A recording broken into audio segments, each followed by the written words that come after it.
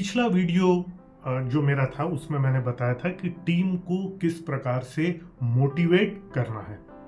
यहाँ पर मैं थोड़ा सा आपके सामने इस टॉपिक को लेकर के आ रहा हूँ कि टीम के साथ में मिल करके रियलिस्टिक गोल्स कैसे बनाना और उनको अचीव कैसे करना, यानी क्या क्या हम एफर्ट्स ले अपनी तरफ से कि गोल्स टीम के साथ मिल करके हम रियलिस्टिक गोल्स बनाएं और बाद में उसको अचीव भी हम लोग करें।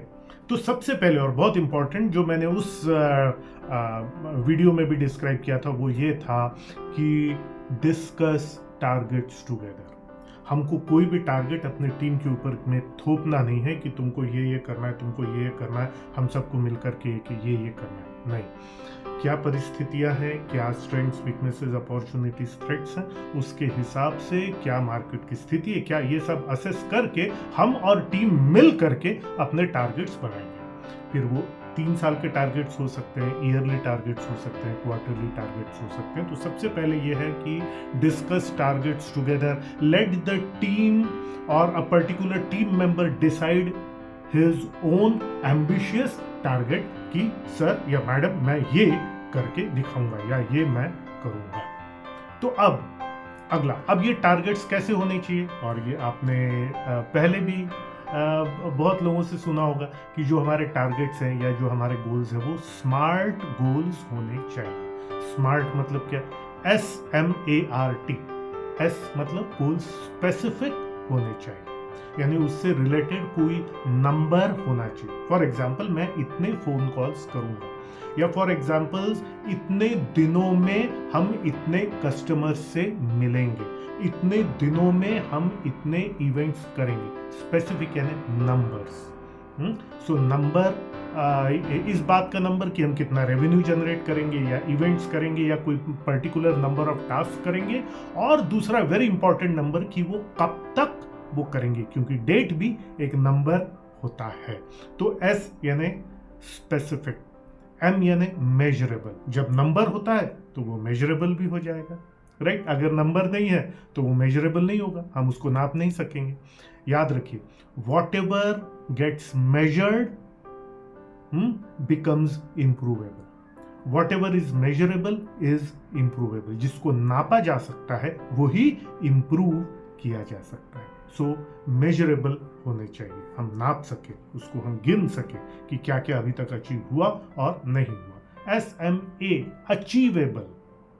अगर मैं कहूं कि 2 महीने में मुझे 15 किलो वजन कम करना है तो ये अचीवेबल नहीं है, ये बॉडी के लिए हेल्दी नहीं होगा। तो अचीवेबल होना चाहिए, अचीवेबल बट डिफिकल्ट, थोड़ा डिफिकल्ट हो लेकिन अचीवेबल हो। हम ये नहीं कह सकते कि हम अपना टर्नओवर पिछले साल से हम 20 गुना अपना टर्नओवर करेंगे, नहीं, पर 3 गुना तो कर ही सकते हैं, 4 गुना तो कर ही सकते हैं। So achievable but difficult.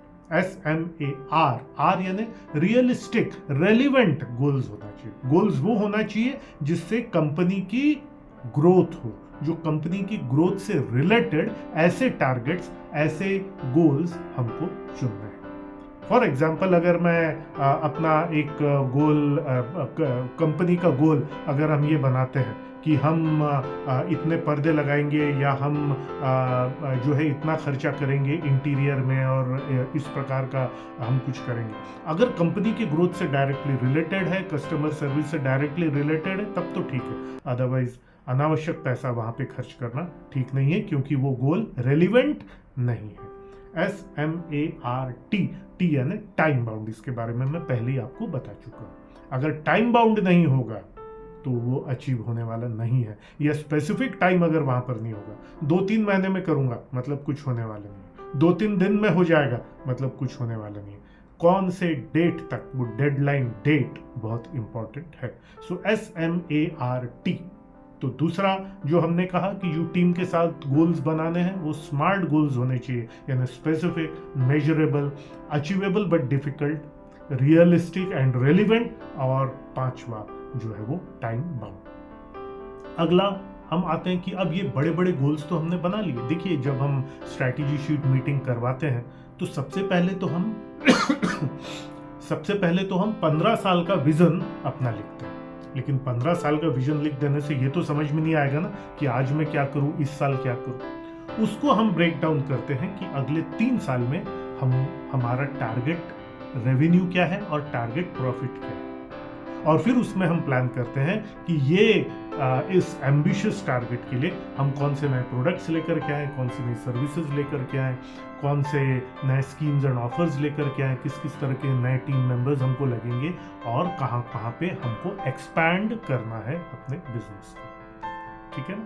तो ये बहुत बहुत इंपॉर्टेंट कि 15 साल का जो विजन है उसको हम 3 साल में लेकर के आए। 3 साल में अगर इसको करना है तो अब अगले 1 साल में क्या करना है ये हमको समझ में आ जाएगा, क्योंकि 3 साल के प्लानिंग में से ही तो अगले 1 साल में क्या करना है हमको ये समझ में आएगा। और फिर अगले 1 साल में ये करना है तो अभी इस क्वार्टर में, अगले क्वार्टर पे हम किन चीज़ों पे फोकस करें, कौन से नए प्रोडक्ट्स पे, सर्विसेज पे, स्कीम्स एंड ऑफर्स पे, कोई नए टीम मेंबर की अगर ज़रूरत है, कोई नया मार्केटिंग का इनिशिएटिव हमको लेना है, और अगर कुछ एक्सपैंड इस क्वार्टर में करना है तो अगेन बड़े गोल्स को छोटे छोटे गोल्स में हमको डिवाइड करना है और उस पे काम करना है। देन वेरी इंपॉर्टेंटली मंथली और वीकली रिव्यूज, कि जो भी गोल दिया गया था उसका मंथली या वीकली या क्वार्टरली रिव्यू होना चाहिए, फॉलो अप होना चाहिए कि भाई जिसको जो जो टारगेट्स दिए गए थे, गोल्स दिए गए थे, वो अचीव हो रहे हैं कि नहीं हो रहे हैं।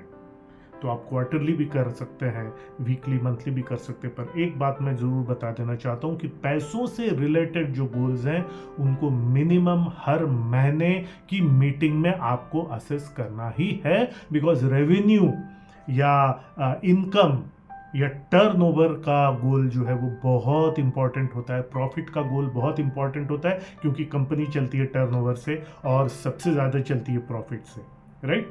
तो 3 महीने बाद आप कौन से टारगेट्स रेवेन्यू टारगेट्स अचीव हुए नहीं हुए ये अगर देखेंगे, और अगर नहीं हो रहा है, कोई टीम मेंबर अगर बहुत पिछड़ रहा है, तो 3 महीने बाद क्यों पिछड़ गया, क्यों टारगेट अचीव नहीं हुआ। फॉर एग्जांपल उसको 50 लाख का टारगेट था और वो स्ट्रगल कर रहा है, तो 3 महीने बाद में तो सिर्फ पोस्टमार्टम होगा। याद रखिए, हमको रिव्यू करना है, पोस्टमार्टम नहीं करना। अगर 50 लाख 3 महीने में 50 लाख का टारगेट है और कोई टीम मेंबर पहले महीने में सिर्फ 5 ही लाख कर पाया, डेफिनेटली कुछ डिस्कस करने वाली बात है। इसलिए पैसों के टारगेट्स, रेवेन्यू के टारगेट्स हर महीने, नहीं तो बाद में पोस्टमार्टम करके कोई फायदा नहीं है।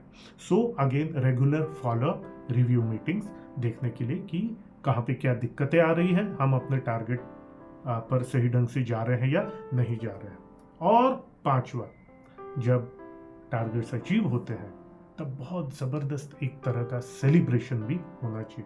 सेलिब्रेशन यानी ये नहीं कि हम कोई बहुत बड़ी पार्टी दें या रात को कहीं जाएं, किसी बड़े होटल में कोई रात को डांस पार्टी वगैरह करें, ये करें। ज़रूरी नहीं है हर बार, ये साल में एक बार तो होना ही चाहिए, लेकिन हर क्वार्टर में एक छोटी सेलिब्रेटरी मीटिंग ऑफिस के अंदर ही या कहीं पास की जगह पे जाके, उस पर ज़्यादा खर्चा मत कीजिएगा, और जिसने अच्छा परफॉर्म किया उसको अवार्ड देना, जिसने मीडियम परफॉर्म किया उसके साथ में डिस्कस करना, सब टीम मेंबर्स एक दूसरे को सलाह दें और आगे के टारगेट्स पे चर्चा हो कि अगले क्वार्टर में हमको क्या करना है। ऐसी छोटी छोटी मीटिंग्स, छोटी छोटी सेलिब्रेशन साल में 4 बार और साल में 1 बार एक बड़ा सेलिब्रेशन जब हमने अपने टारगेट्स अचीव किए हैं। तो दोस्तों, इस प्रकार से अगर हम चलते हैं, ये 5 पॉइंट्स अगर आप फॉलो करते हैं, तो आई एम श्योर टीम के साथ टारगेट्स बनाना, गोल्स बनाना, उनका फॉलो रिव्यू लेना और अचीव करने के बाद में उनके साथ में सेलिब्रेट करने का ये सिस्टम आपका ज़रूर आपके काम आएगा। अगर ये वीडियो आपको अच्छा लगा तो लाइक, सब्सक्राइब, शेयर ज़रूर कीजिए। इस यूट्यूब चैनल के माध्यम से मैं कई सारे बहुत अच्छे वीडियोस आपके सामने लेकर के आता हूं। हम लाइफ चैंपियंस इकोसिस्टम में भारत के एंटरप्रेन्योर्स को बिजनेस ग्रोथ, बिजनेस कोचिंग और बिजनेस ऑटोमेशन के माध्यम से बहुत सारी चीज़ें आपके लिए करते हैं। डिटेल्स लाइफ चैंपियंस इकोसिस्टम के बारे में नीचे हैं, उनको ज़रूर फॉलो कर लीजिएगा। और हमारा 5 डे का एक जो कोर्स है, सबसे बेसिक कोर्स, उसको कीजिए और हमारे साथ में जुड़िए। मैं आपसे मिलूंगा और किसी बेहतरीन वीडियो में। आप सबके सीखने के जज्बे को सलाम।